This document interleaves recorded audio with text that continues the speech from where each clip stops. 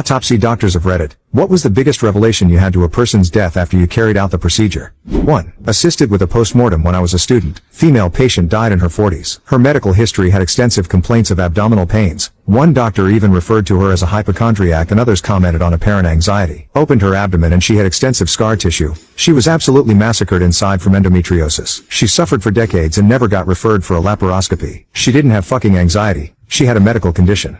2. When my parents were in medical school they attended an autopsy of a patient who had died in a car accident. Autopsy revealed that apparently this guy had survived a chest shot in Vietnam years ago that the surgeons/medics left in rather than perform risky surgery. The accident had migrated the bullet to his heart and was ruled the cause of death. 3. Not mine but a doctor I used to work with. Back when he was in school, he would do his cadaver labs really late at night. To many people during the day. One time it was really late, around 2 a.m. He was listening to his lecture on his headphones and he saw the cadaver's arm move/twitch. He thought it was just his mind playing tricks on him. Then he saw it again. Proceeded to run away in a panic. He told a few of his classmates what happened but nobody believed him. Next day they had a group cadaver lab with the same cadaver. The arm twitched yet again. The professor did some digging and it turns out the patient's pacemaker was still fully functional and occasionally fired, causing the arm twitch. He was so relieved. He thought there was a zombie in there. 4. I may be late to the party but I finally have a good story to tell. In medical school, my group's cadaver was an 80-plus-year-old female who was extremely unfit, morbidly obese with muscles half the size of any other cadavers. Her pectoral muscles were paper thin. To get some reference, we figured she was bedridden during her last few months, which would somewhat explain these findings. When we started our neurology unit and began to dissect the infratemporal fossa, I discovered a small metal pellet under the skin behind her right ear. My tank mates and I went on to find dozens of these metal pellets strewn around her head's anatomy, with some lodged into the cranium and others in the bones of her face. We contacted her living relatives to get some clarification and they ended up revealing that when this lady and her brother were children, they said she was 8 years old. They were playing with an old decorative rifle that the family had mounted above the fireplace. Long story short, the brother accidentally discharged the rifle into the girl's face. The aftermath was this lady was blind and wheelchair bound for the rest of her life, and the pellets weren't all removed. It was an interested dissection with that information from then on, but a sobering moment in reminding our class that our cadavers are humans with their own struggles and rich lives. If you're considering donating your body to science, please know that we don't take the responsibility lightly and a million thanks aren't enough.